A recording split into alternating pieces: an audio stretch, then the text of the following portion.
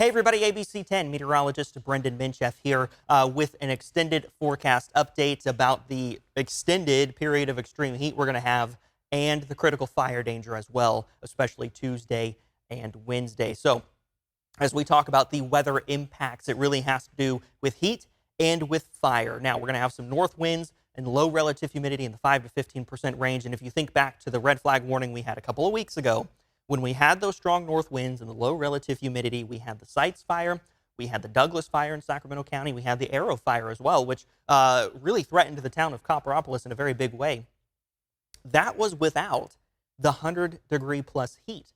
We were in the upper 80s and low 90s for that previous red flag day. We're going to be near 110 degrees in the valley for this upcoming period of fire danger. So it's really a triple threat of fire danger, and it all has to do with the heat, the fire danger. It all has to do with this high pressure, this exceptionally strong high pressure that builds in through this week, and it doesn't really go anywhere.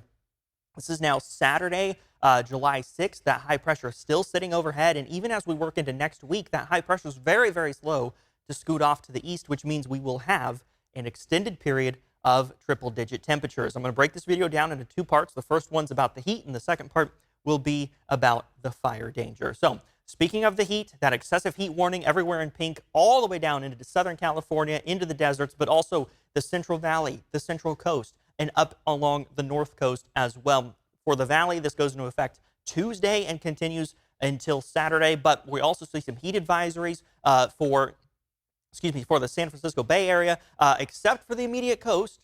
And that's the case down in the Monterey Bay Area as well. We have some heat advisories, except right along that immediate coastline and along the North Coast as well. You're off to Fort Bragg, you won't be in that heat advisory, but you're going to stay a little bit further inland into the Redwoods, and you will be. So Mendocino County, even Mendocino and even Humboldt counties are looking at that excessive heat warning to heat advisory. That is how hot things are going to be across Northern California. Now, the 7-day low temperature trend for the foothills. It's not just the afternoons, we'll talk about that, but also an important piece of this is going to be that low temperature as well. Look at that, 80 degrees around Wednesday morning, about 77 Friday morning, 79 Saturday morning, 80 degrees Sunday morning. It is going to be a very warm stretch from start to finish, both in the mornings and in the afternoons. In the valley, high temperatures are going to be climbing 15 to 20 degrees above average for the time of year. I'm looking at 109 degrees for Tuesday, which is 16 degrees above average, 112 on Wednesday, that's almost 20 degrees above average, and for the 4th of July, 109 degrees,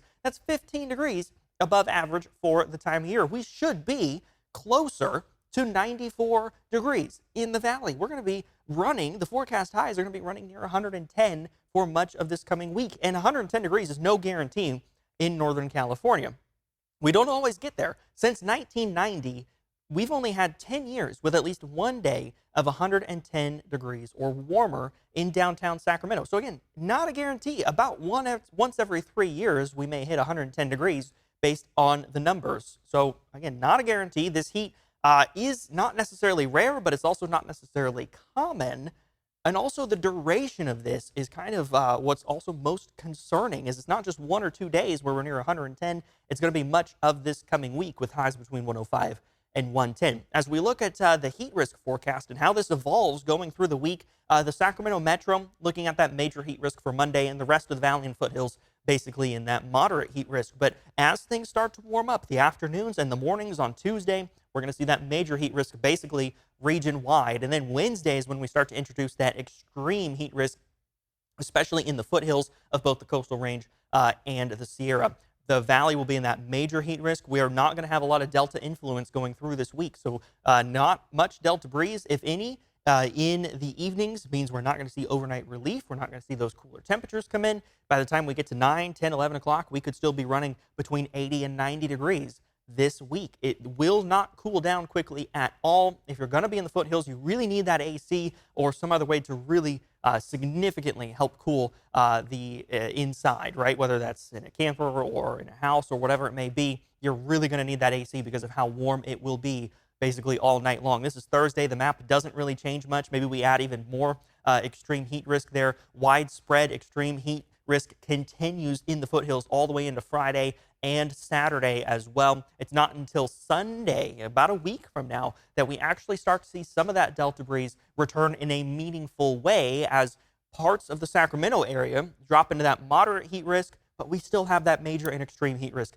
basically everywhere else. So a long duration heat event, which is exceptionally driven by climate change here. At least 5 times more likely is our afternoon high temperatures due to climate change. You can read that there. This is the Climate Central Climate Shift Index. In the San Joaquin Valley, it's anywhere from 3 to 4 times more likely due to climate change. But look what happens when we look at the morning low temperatures. Basically, across Northern California, climate change is making our warm mornings at least 5 times more likely due to climate change. Again, an exceptional event driven by climate change. This is for Wednesday morning specifically, but much of next week because of how warm we will be in the Sierra, in the foothills, in the valley, even out towards the Delta and the coast. We're still seeing that level 5 out of 5, at least 5 times more likely due to climate change. Those are the numbers that we're seeing. Again, that level 5 on the climate shift index. So that just gives you an idea of what we're seeing. It gives you,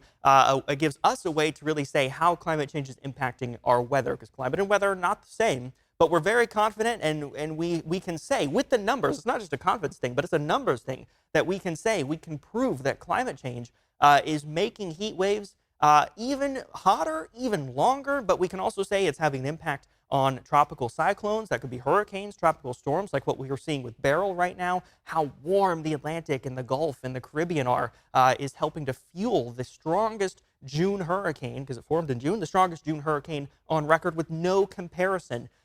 These hot and dry fire events as well, we're seeing more of due to climate change. And climate change is really impacting us overnight as well. In Sacramento, over the last 50 years, on average, our summer nights are over 2.5 degrees warmer. And it's not just summer. It is summer, but it's not just because it's summertime that we see warm temperatures. In fact, summer is not even the fastest warming season in Sacramento. Spring and winter are the fastest warming seasons. You see that in the green and blue lines there. This is fall in the orange, summer in the yellow. So winter and spring, again, the fastest warming seasons. It's not just summer. It's not just because it's supposed to be hot. We are seeing climate change with an exceptional impact on our summer temperatures, both in the morning and in the afternoon. So back to the weather. The weather impact Tuesday through Saturday. Wind, especially between 11 a.m. and 8 p.m. Tuesday through Saturday, is when we're going to see the hottest temperatures, that excessive heat, that extreme heat. You're going to want to take heat safety seriously this week. And the best thing you can do really is by limiting time outdoors. I know it is the 4th of July week. It is Independence Day week. A lot of us probably have plans. A lot of us probably plan to be outside. Really, the best thing you can do is just limit your time outdoors. Okay, that was the heat. Let's talk about fire now, because heat has an impact on fire, but also so does the wind and relative humidity. Red flag warning across the Sacramento Valley and parts of the North Delta. This begins tonight, Monday night, and continues until Wednesday at 8 p.m. So all the way from Monday night through Wednesday evening, we're going to be looking at that critical fire danger. And you can see the orange colors here across, especially the Sacramento Valley and North Coast. That's that high-risk wind trigger, because we're going to have wind gusts of 30 to 35 miles per hour, if not stronger, in the valley. Relative humidity between 5 and 15%, and then those afternoon high temperatures near 110 degrees. So as we look at the wind gusts now, this is really overdoing, I think, the Delta breeze that we're going to see Monday night. But you see those north winds developing. Red flag warning begins at 11 p.m. Those north winds are strong through the overnight hours tonight into Tuesday morning, and that continues through Tuesday morning. Although the north winds taper a little bit, we still see some north winds, still see some north winds in Marysville in Oroville of like 10 to 25 miles per hour.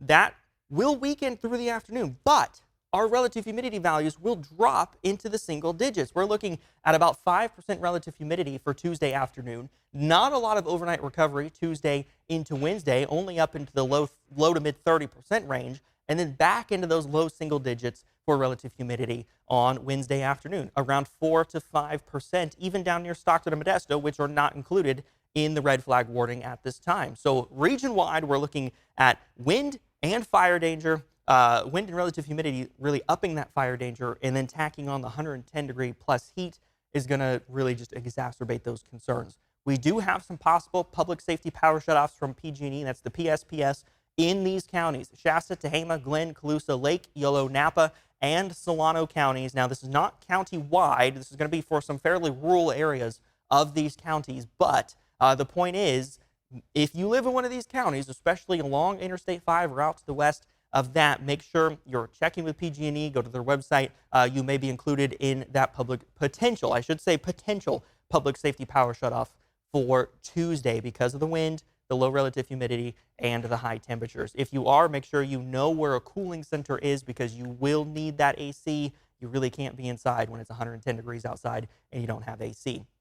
Now, lastly, we are seeing an increasing number of fire weather days due to climate change. And in fact, we're averaging an additional 2 weeks, basically 2 weeks of hot, dry, and windy days. The number over the last 50 years is plus 13 days. That's just in the summertime. And this isn't days with fire. This is days with fire conditions, right? That could be the hot temperatures. It could be the dry humidity values in the valley. It could be the north winds. And again, we don't have to see fire, but it could result in the PSPS like we have potentially for Tuesday. It could result in just days that you need to be ready to evacuate. And we're seeing an increase on this, almost 2 additional weeks in the summer months. So climate change having an impact all across the board. It is not just temperatures. It's also fire weather. It's also tropical storms. Whatever it is, even in the wintertime with the atmospheric rivers, we are seeing changes due to our warming climate. Now, the weather impact for fire really is tonight, Monday night through Wednesday p.m. That critical fire danger with the north wind. I can't stress it enough. The north winds, the low relative humidity values, and in the afternoons, the temperatures near 110 degrees. What you need to do is you need to be ready to go. Make sure that go bag is packed. Make sure you're not looking for important documents or papers or trying to scrounge up some prescriptions or medical devices at the last minute. Have it all packed, have it all ready to go. So if you are told to evacuate, you can just grab your bag, put it in the car, put the folks in the car, and head on out so that you can stay safe. Over the next 10 days, things are really warming up. I'm highlighting Tuesday and Wednesday, but truthfully, I could highlight basically all of the next week. These are going to be the hottest days with the highest fire danger as well. And as you can see, we are going to be near the daily high temperature records, basically all the way through Saturday. I'll step off the screen so you can see all of the record high temperatures there that we are going to be close to. Warmest days, again, Tuesday and Wednesday does look that way, 109, 112 degrees, but Friday and Saturday are also beginning to trend warmer as well, with highs remaining near 110 degrees. If you don't already, make sure you download that ABC 10 Plus app, Apple TV, Roku, Fire TV. It is free. You can search for the weather playlist there. We've got these in-depth forecasts and explainers and also weather specials, including our Emmy-winning weather special, The Future of California's Water. Again, you can get all this and more on the ABC 10 Plus app. Thanks for watching. Stay weather aware out there. Stay safe and stay cool.